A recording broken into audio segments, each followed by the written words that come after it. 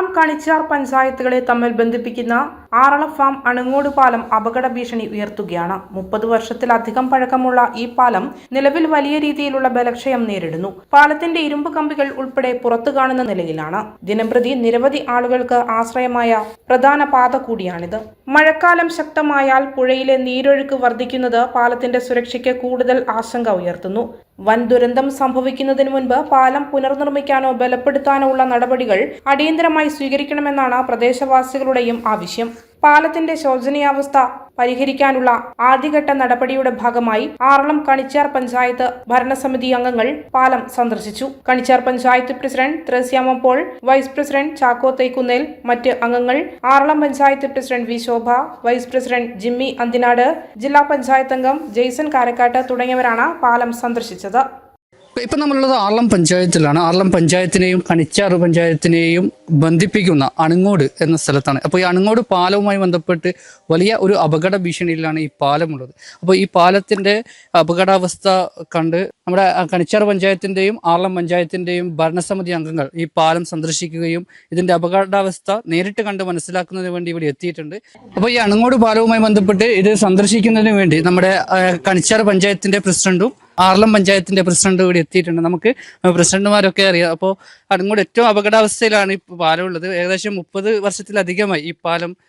എന്താണ് ഇത് ഈ ഒരു വിസിറ്റ് കൊണ്ട് ഉദ്ദേശിക്കുന്നത്? ഈ വിസിറ്റ് കൊണ്ട് ഏറ്റവും അത്യാവശ്യമായിട്ട് ഈ പാലം റെനോവേറ്റ് ചെയ്യണം. കാരണം 2 പഞ്ചായത്തുകളെയും കണക്ട് ചെയ്യുന്ന ഈ പാലം ജനങ്ങൾക്ക് ഏറ്റവും അത്യാവശ്യമായ ഒരു ഘടകമാണ്. അത് തുരുമ്പ് പിടിച്ച് അതിൻ്റെ അടിയിലെ ഷീറ്റ് ഓൾറെഡി ദ്രവിച്ചു പോയിരിക്കുകയാണ്. എപ്പോൾ വേണമെങ്കിലും എന്തോ അപകടം വേണമെങ്കിൽ വരാൻ സാധ്യതയുണ്ട്.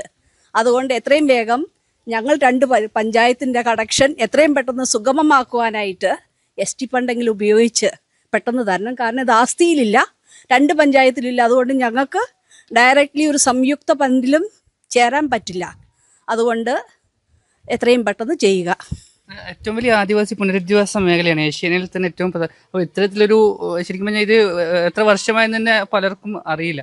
അപ്പോൾ ഇവിടുത്തെ എങ്ങനെയാ ഈ പഞ്ചായത്തിന്റെ ഒരു ഭാഗം എന്ന രീതിയിൽ എന്താണ് ബാക്കി?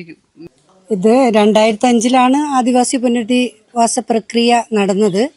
അന്ന് തൊട്ടേ ഈ പാലമുണ്ട്. അതുപോലെ ഫാമിംഗ് കോർപ്പറേഷൻ്റെ ആൾക്കാർ ഈ പാലം വഴിയായിരുന്നു ഈ പ്രദേശത്തുള്ള തൊഴിലാളികളൊക്കെ പോയിക്കൊണ്ടിരുന്നത്.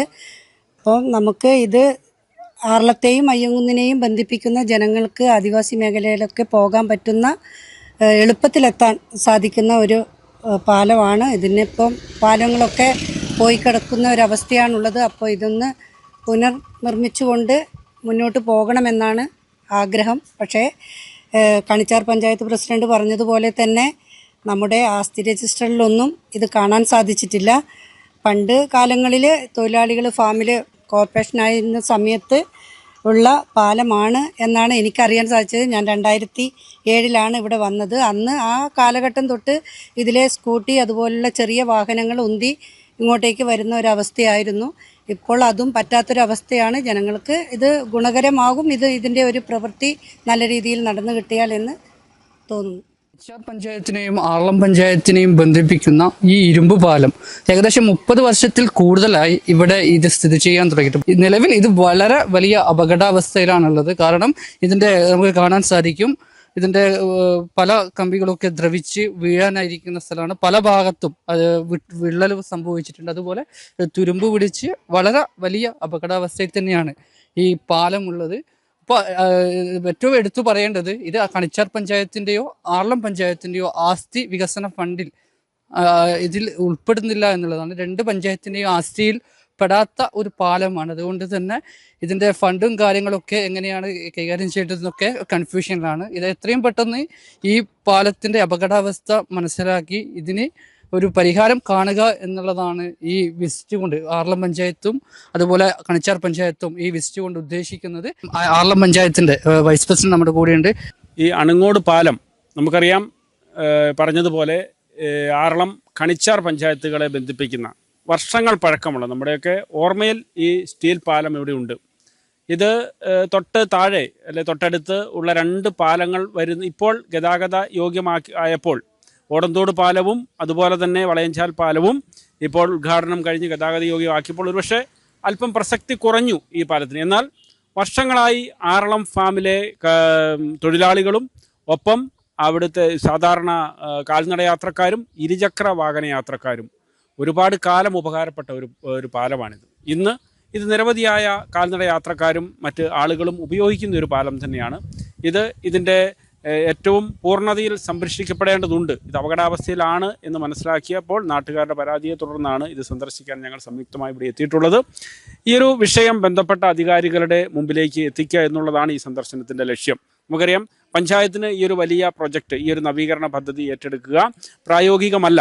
അതുകൊണ്ട് തന്നെ ബന്ധപ്പെട്ട ജില്ലാ പഞ്ചായത്തിൻ്റെയും ഒപ്പം പട്ടികവർഗ വികസന വകുപ്പിൻ്റെയും സർക്കാരിനെയും ശ്രദ്ധയിലേക്ക് ഇത് പെടുത്തിക്കൊണ്ട് ഇതിനെ സംരക്ഷിച്ച് നിലനിർത്തുക, നവീകരിച്ച് ഉപയോഗപ്രദമാക്കുക എന്നുള്ളതാണ് ഈ ഒരു ഞങ്ങളുടെ ഈ സന്ദർശനത്തിൻ്റെ ലക്ഷ്യം എന്നുള്ളത്. അത് രണ്ട് പഞ്ചായത്തിൻ്റെ ആസ്തി വികസന ഫണ്ടിൽ ഈ ഒരു പാലമോ അല്ലെങ്കിൽ ഒരു ഇത് ഇല്ല. അപ്പോൾ അത് കുറച്ചും കൂടി പ്രയാസമാവോ?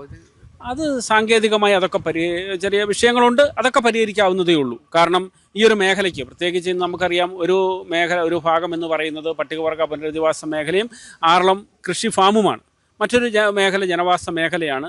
അതൊക്കെ നമുക്ക് പരിഹരിക്കാവുന്നതേ ഉള്ളൂ. ബന്ധപ്പെട്ട ഡിപ്പാർട്ട്മെൻറ്റുകൾ സംയുക്തമായി ഈ ഒരു പാലം നവീകരണത്തിന് വേണ്ടി ആവശ്യമായ നടപടി സ്വീകരിക്കുമ്പോൾ അതൊക്കെ നമുക്ക് നിയമപരമായിട്ടുള്ള പ്രയാസങ്ങളൊക്കെ പരിഹരിച്ച് അതിൻ്റെ പൂർണ്ണതയിലെത്തിക്കാൻ പറ്റുന്നതാണ്.